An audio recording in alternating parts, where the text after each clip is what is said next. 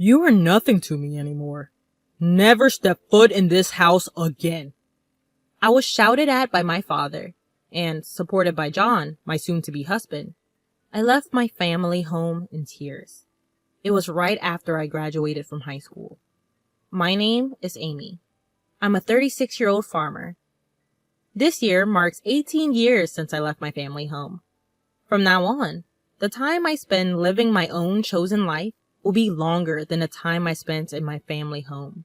And this thought makes me quite sentimental. My family home was in a city. My father was a corporate worker, and my mother was a stay-at-home mom. We were a family of 4, including my brother and me, who was born a year ahead of me. My parents were the kind of people who ranked their children clearly, so my brother, being the heir, was always given priority. The quality of our meals and the grandeur of our birthday presents were always superior for my brother. He boasted about his superiority and always bullied me. There were times when I felt lonely, and there were times when I cried out, "I want attention too!" But my parents never changed, so I gave up completely. The event that changed my life happened in the summer of my second year of high school. My brother was studying for a college entrance exam, aiming for a top-tier university. His mock exam results were not good at all, so he was always on edge, taking out his frustration on me at every opportunity. My parents, as if handling a fragile object, treated my brother with utmost care and gave me household chores that didn't allow me to have time to study. Because I was performing better academically than my brother, they tried to lower my grades to improve my brother's mood. It didn't make any sense. At that time, I heard about a rural experience program from a teacher.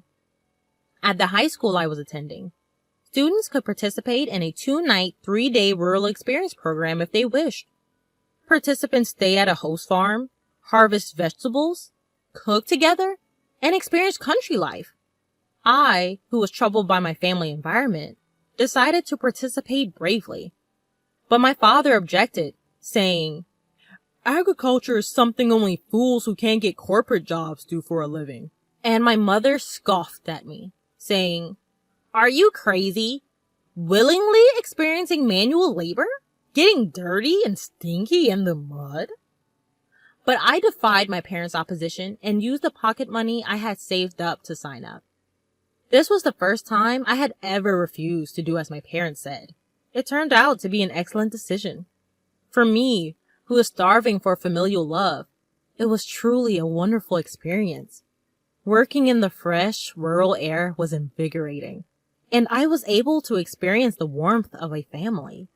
The eldest son of that family, John, was a year older than me and the same age as my brother.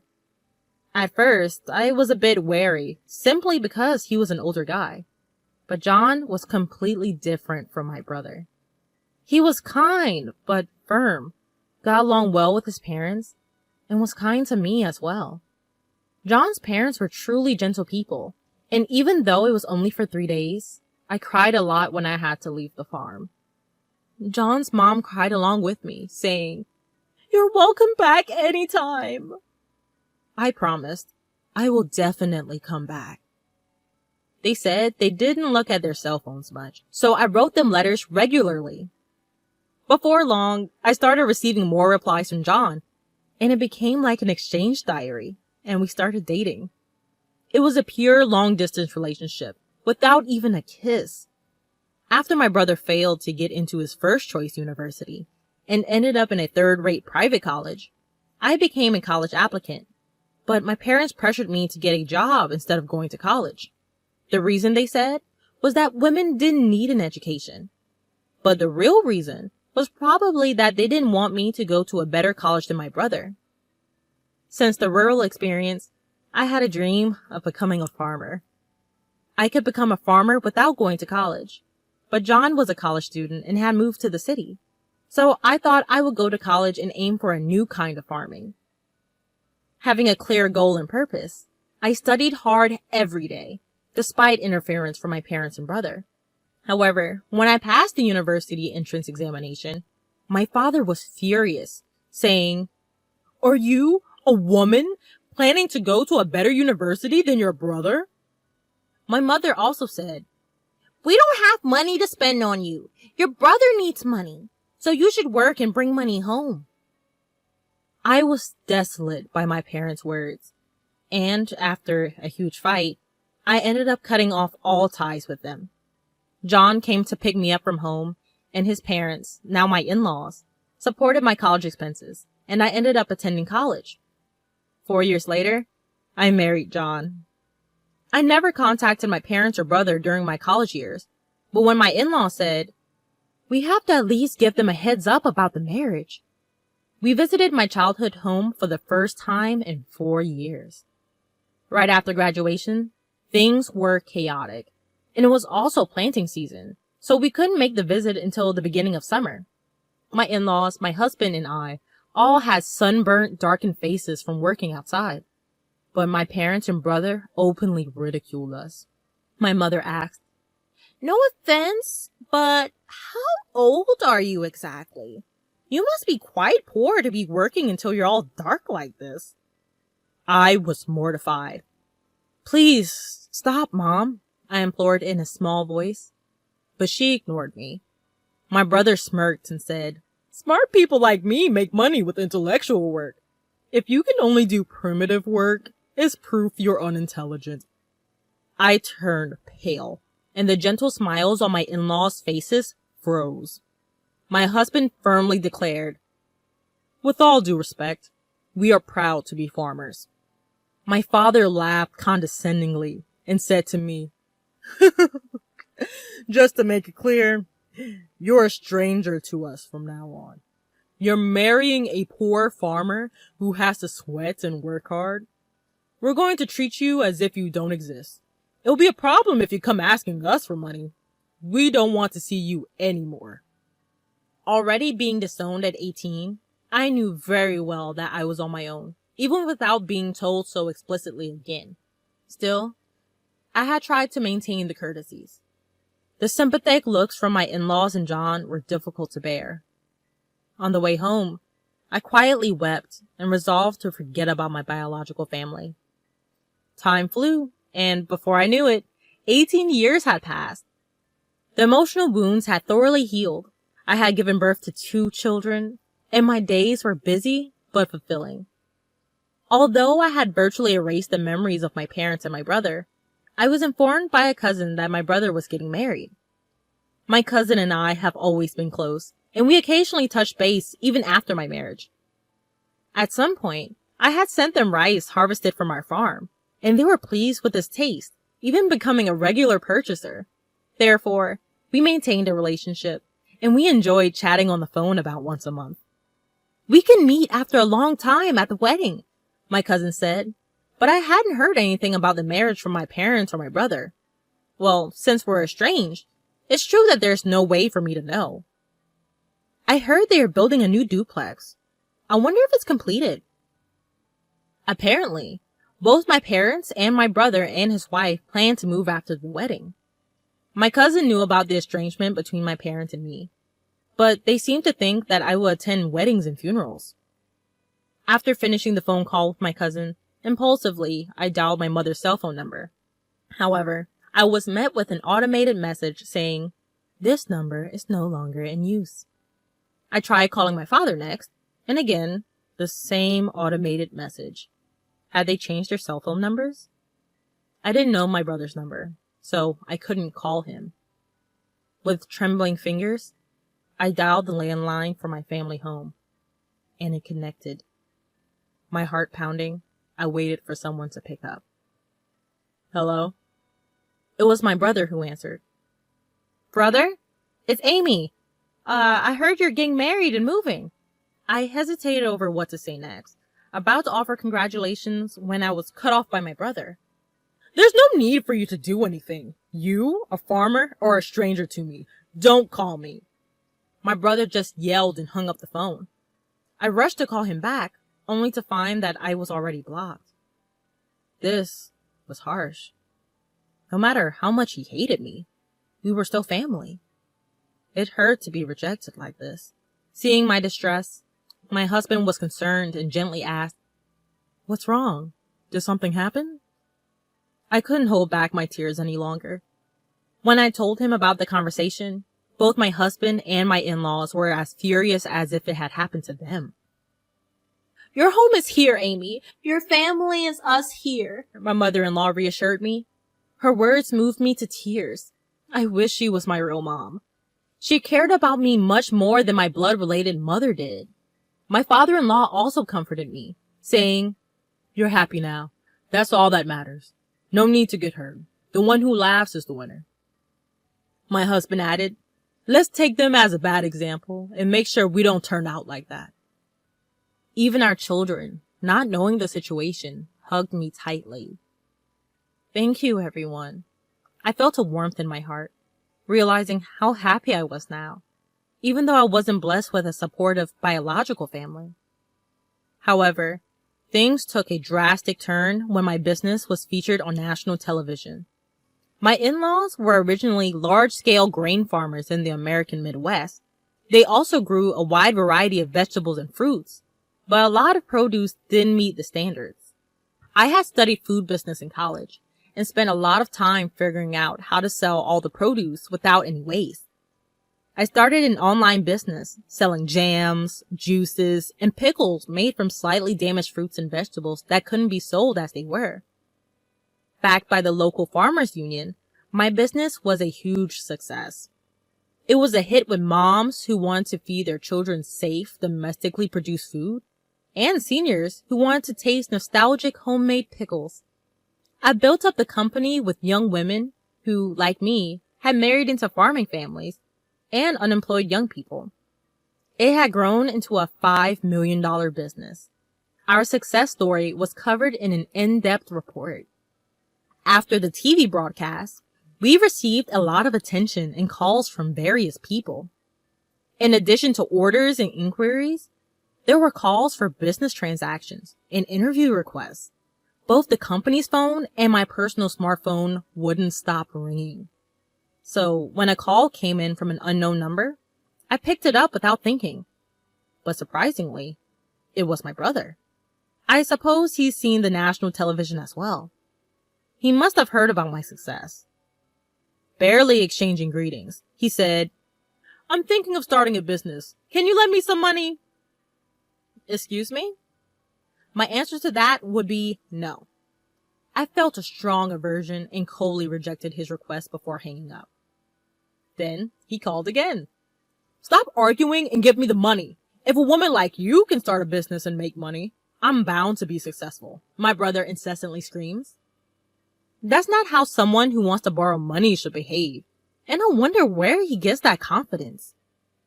It's funny, because it was my brother who said that I, a simple farmer, was a total stranger to him. I didn't respond to my brother, but instead I asked something that had been on my mind for a while. "Hey, who decided not to tell me about the move?" "Huh? Of course, it was me. My wife, she's a city girl. The moment I mentioned you, she said we should cut ties." So, that's how it was. I didn't want to hear more, so I hung up and blocked his number. I realized that my brother's wife, whom I never met, seemed to have the same character as my brother and my parents. The fact that my brother saw me on TV might mean that my parents saw it too. A few hours later, when I thought I was getting another call from an unknown number, it turned out to be my father. "Why are you the boss? Did you steal a man's job?" he demanded. I answered, "Well, both John and my father-in-law are involved in the farming business, so it's only natural." In reality, it's called large-scale consolidation, and it's become advantageous to incorporate if you're a somewhat large farm. My father-in-law is the president of the local agricultural association, and John has incorporated his in-law's share and is the president of that corporation. Maybe my explanation convinced him, because then he said, "You're distant. Why didn't you contact us?" I was dumbfounded inside and responded, "It was you who disowned me. I'm hanging up now." And I hung up and blocked his number. A few minutes later, I got a call from my mother. "Why aren't you giving your brother money? You're making $500 million a year, aren't you? Send money home." We're your real family. Have you forgotten all the favors we've done for you, raising you up? At least give us 300 million. Or at least 250 million. My mother was the most aggressive of all. Even though the business makes $500 million, that's total revenue. After paying for expenses and employee salaries, I barely have any left over. I exaggerated a bit, and my mother instantly retorted, "You're lying! There's no way that's true!" I was getting irritated. My mother persistently demanded money, but I wondered if she wasn't embarrassed. "I'm not going to send money, whether I have it or not. We're strangers," I said, then hung up and blocked her number, of course. I thought that was the end, but I was wrong. My parents and my brother, and my brother's wife, who I'd never seen before, showed up uninvited at my in-laws' house. My father said, "Hey Amy, you want to hear the surprise? I'm revoking the disownment." I was stunned at how desperate they were for money. My mother-in-law asked, "What on earth is going on with you people?" Expressing their discomfort. Even my father-in-law and mother-in-law were glaring at my parents in silence, and the employees around had gathered, looking at my parents with stunned faces. My brother must know he is not welcome here either. "Huh? The real blood-connected family is us. We have the right to get the money you earn too." The woman who seemed to be my brother's wife nodded in agreement with his words. I was furious. "I don't think so. Even though we had a blood connection, there was no emotional connection at all. You treated me like a stranger and abandoned me." The emotional scars from being abandoned by my biological family were revived, and I was on the verge of tears again. At that moment, John came and stood next to me. "Amy is now a part of our family. Even without you disowning her, we are perfectly happy. Please go home." He defended me and declared firmly. The employees also criticized my parents in unison. "Exactly! What are you thinking? How rude." There are many people on my side here. When I thought this is where I belong, I felt profoundly happy. My brother began to get angry. "Shut up! Shut up, you country bumpkins! You're all low-educated trash, aren't you? Obey what we say in silence," he ranted. Then John replied, "Well, both I and my father are Ivy League graduates, and Amy has graduated from a well-known university for agriculture," casually revealing our educational background. "What? Despite being graduates of top universities, why are you farming?" my brother yelled in surprise. Perhaps for my brother, who graduated from a low-ranking university, the title of university graduate was his only pride, and he probably didn't expect to lose in terms of educational background. With a cool face, John said, "Farming is a respectable profession. We can fully utilize what we've studied in college." I couldn't help but burst into laughter at that scene. Brother, you've lost to John in everything. I managed to laugh and somehow felt relieved. Maybe I was too afraid of my brother and parents. Let me say this clearly one last time. We are already strangers. I stopped speaking for a moment, deliberately changing to a polite tone. "So I can't lend or give money to strangers. Please leave. If you make a fuss or act violently, I'll call the police and take legal action." I declared our severance clearly. My in-laws and husband subtly came closer to me to protect me from harm by my parents and brother. I was deeply moved, feeling truly cherished. The employees also shouted at my parents, "Get out of here! Go home!" My parents, my brother, and my sister-in-law glared at us with resentment, but they couldn't say anything more and could only retreat. Afterward, according to a story I heard from my cousin, my brother and parents tried to get rich quick and started a business with debts instead of borrowing money from me, but their arrogant character led to a big failure. Now they seem to be on the verge of bankruptcy, but I'm a stranger now, and I have no intention of getting involved anymore. As for me, my work is going well, and I'm surrounded by a true family of respectable in-laws, a loving husband, and adorable children. I will cherish each day while savoring the happiness of life.